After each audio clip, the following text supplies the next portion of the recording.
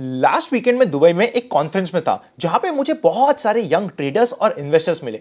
सबसे पहले मुझे तो बहुत मजा आया ये जानते हुए कि काफी सारे यंग लोग ऐसे हैं जिन्हें ट्रेडिंग और इन्वेस्टिंग में काफी मजा आ रहा है और वो इन्हें काफी सीरियसली काफी जल्दी एज से ले रहे हैं।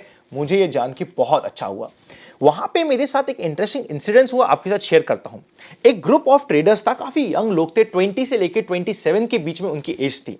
और जब मेरा उनसे ट्रेडिंग के रिलेटेड डिस्कशन हो रहा था, वो कहते, आनंद भाई हम तो सिर्फ ट्रेडिंग करते हैं क्योंकि हमें तो T20 मैच में मजा आता है, हमें टेस्ट मैच खेलने की जरूरत ही नहीं है।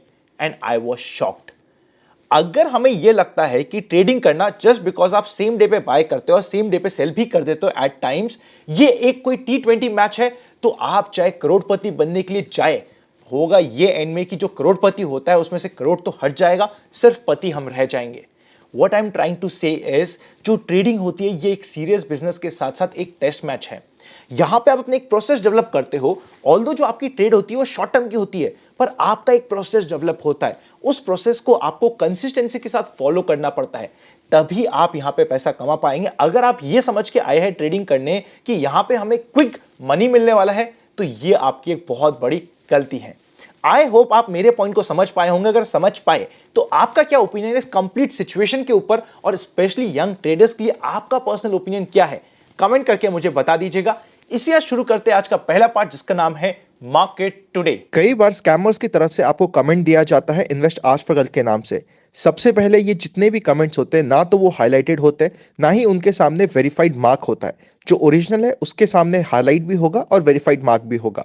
हम कभी भी आपको कमेंट में किसी भी प्रकार के नंबर शेयर नहीं करते हैं और बिटकॉइन या क्रिप्टो करेंसी के रिलेटेड कोई भी एडवाइस नहीं देते हैं। इन सभी स्कैमर से बच के रहिएगा। सबसे पहले इंडेक्स पे नजर डालते हैं। सेंसेक्स 0.33% नेगेटिव रहा, निफ्टी 0.31% नेगेटिव रहा। अगर हम बैंक निफ्टी की बात करें तो 0.45% नेगेटिव, और मिड कैप इंडेक्स भी आधा परसेंट से थोड़ा सा कम नेगेटिव रहा। क्या आज का दिन एक वॉल्यूम डिस्ट्रीब्यूशन डे था? आंसर इज नो, क्योंकि आज के दिन के वॉल्यूम्स कम थे और वॉल्यूम डिस्ट्रीब्यूशन डे आज काउंट नहीं होगा। 772 शेयर्स एडवांस हुए, जिसके अगेंस्ट में 1200 के आसपास शेयर डिक्लाइन हुए, विच इज ओके। देखिए, मार्केट जब भी नए लाइफ टाइम हाई पे जाता है, बीच बीच में रिटेस्ट करता रहेगा, वहां पे हमें डरने की बात नहीं होती। सेक्टर्स जिन्होंने आज के दिन आउट परफॉर्म करा, सबसे आगे थे पीएसयू बैंक। देखिए, बैंकिंग में स्पेशली पीएसयू बैंक लीड करता है, उसमें भी नॉर्मल जग्स और करेक्शन आएंगे, पर वो हमेशा लीडर बना रहेगा। एनर्जी और एफएमसीजी भी ठीक रहे, बट जिन सेक्टर्स ने आज के दिन थोड़ी सी कमी दिखाई और काफी ज्यादा पेन दिया, मीडिया और आईटी। देखिए, मीडिया के लिए थोड़ा टाइम लग सकता है, पर अगर हम आईटी की बात करें, आज के जग के बाद मार्केट में चाहे तो आईटी 1 या 2 दिन और जग दे सकता है, पर वहां पे वापस से वो अल्ट्रा शॉर्ट टर्म के लिए वैल्यू जोन की तरफ जाता जाएगा। अगर हम विक्स की बात करें तो 14 के आसपास है, काफी कंफर्टेबल है। निफ्टी के मोमेंट की बात करें तो ओपनिंग हुई थी गैप डाउन 18,600, पर आज का लो भी जहां पे ओपन हुआ था उसी के आसपास ही बना। फर्स्ट हाफ में मार्केट जिगजैग कर रहा था क्योंकि 2.5 दिन के फंडे का आज के दिन फर्स्ट पार्ट था, पर सेकेंड हाफ में मार्केट ने ऊपर खींच के क्लोज किया। क्लोजिंग हुई 18,642 की, हाई बना 18,654 का।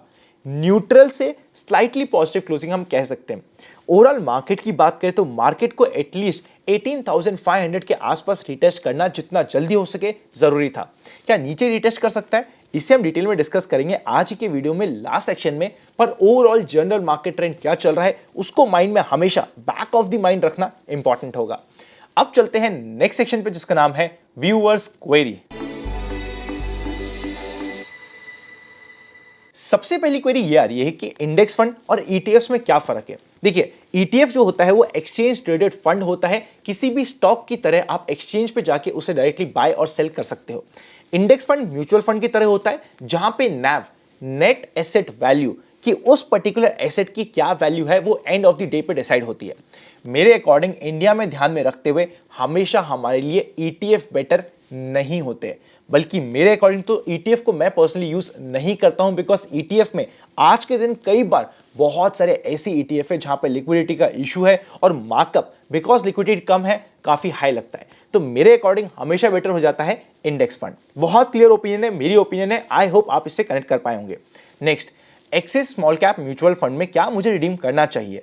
देखिए, 2 साल हुए आपको इन्वेस्ट करते हुए, क्या आपने पर्सनली इन्वेस्टमेंट करते समय सिर्फ 2 साल के टारगेट के लिए स्मॉल कैप फंड को चूज किया था? अगर हाँ, तो आपका सिलेक्शन ही गलत था। अगर नहीं तो अगर आपके फंड में कुछ ड्रास्टिकली चेंज नहीं हुआ है तो अननेसेसरी हमें शिफ्ट करने की जरूरत नहीं होती। लास्ट क्वेश्चन, अदानी पावर और अदानी विल्मर, दो ऐसे स्टॉक जो काफी लोगों के काफी फेवरेट है, उनके चार्ट्स में हमें क्या दिख रहा है स्टडी पर्पस के लिए डिस्कस करते हैं। शुरू करते हैं अदानी पावर के चार्ट से। देखिए 350 के ऊपर अदानी पावर में स्ट्रेंथ आएगी। आज के दिन मार्केट में इसने कोशिश करी थी स्ट्रेंथ दिखाने की, पर जिस तरीके के चार्ट पैटर्न वीक बने हुए हैं, एक बार हमें स्ट्रेंथ को प्रूव करने का वेट करना होगा।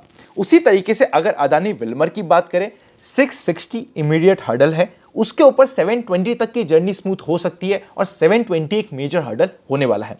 दोनों ही बात करें, रादर सारे के सारे अदानी स्टॉक्स की बात करें तो ऐसा लग रहा है कि वहां पे रिवर्सल हो सकता है और चांसेस काफी हाई है। देखिए जो चार्ट पे दिख रहा है वो मैं आपको बताने की कोशिश कर रहा हूं, पर हमें एटलीस्ट मैं पर्सनली कंफर्मेशन का वेट करने वाला हूं। चलते हैं नेक्स्ट सेक्शन पे जिसका नाम है स्टॉक इन फोकस। आज के स्टॉक इन फोकस दो पार्ट में डिवाइड करते हैं। पहले मैं दो इंपॉर्टेंट स्टॉक्स की बात करूंगा जिसमें इंडेक्स के हमें हिंट मिलेंगे और फिर हम दो स्टॉक की बात करेंगे जिससे हम स्टडी कर सकते हैं।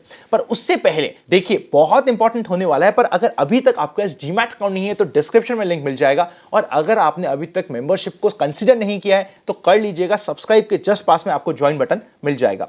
पहला इंपॉर्टेंट स्टॉक है रिलायंस इंडस्ट्रीज। आप टिकट ऐप पे चेकआउट कर सकते हो। देखिए रिलायंस इंडस्ट्रीज और बजाज फाइनेंस दो ऐसे स्टॉक्स हैं जो मार्केट के डायरेक्शन को लीड करेंगे। काफी हाई चांसेस है इसके। अगर हम बात करें तो रिलायंस इंडस्ट्रीज में 2740 का रेजिस्टेंस है, सपोर्ट हमने मिलने वाला है 2630 के आसपास। इंपॉर्टेंट देखना पड़ेगा किस साइड पे मार्केट ये मूव करता है और इंडेक्स के हमें हिंट मिलते रहेंगे। नेक्स्ट इंपॉर्टेंट स्टॉक आता है बजाज फाइनेंस। इसकी बात करें तो 6710 के ऊपर जाते ही 6740 से 6780 की रेंज ओपन हो जाती है। इंपॉर्टेंट सपोर्ट 6500 का होने वाला है। अब अगर हम दो ऐसे स्टॉक की बात करें जो कंपैरेटिवली स्मॉल कैप या फिर मिड कैप सेगमेंट की और अच्छा एक्शन दिखा सकते हैं, तो पहला नाम आ जाता है एक्शन कंस्ट्रक्शन।